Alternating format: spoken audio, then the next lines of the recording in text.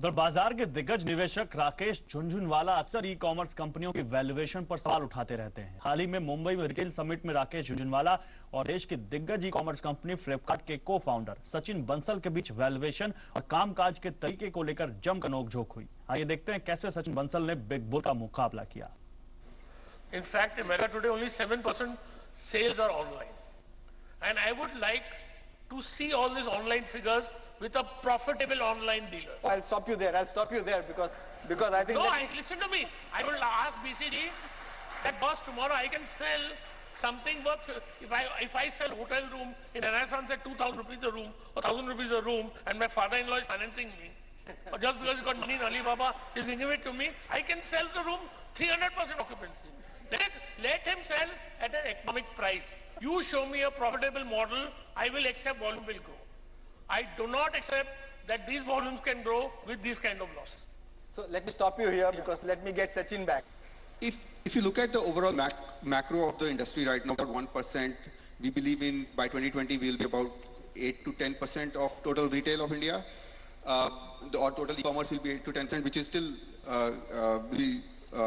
which will mean that the market will have to grow at about 60 to 70% year over year in the next 5 years, and it's growing at right now about 100% year over year. Infrastructure of the country doesn't support in e-commerce operations like we do. It has to take, it needs investments, it needs warehousing, logistics.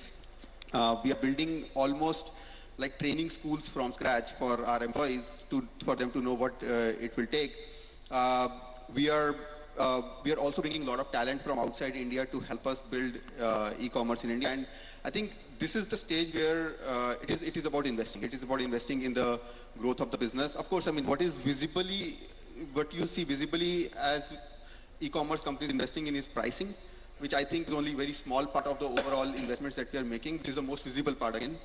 It's the tip of the iceberg, but the 90% of the iceberg is hidden.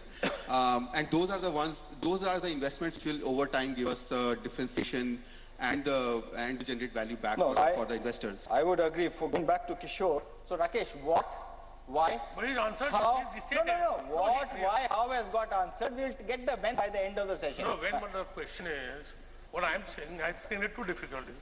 How, it may be 50 billion.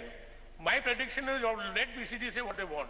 The question is that I will believe in it when they sell at an economical price. You are living in a capitalist society. Can somebody go on marketing at a loss? And how much loss are people ready to fund? I think a blockade will come in a year.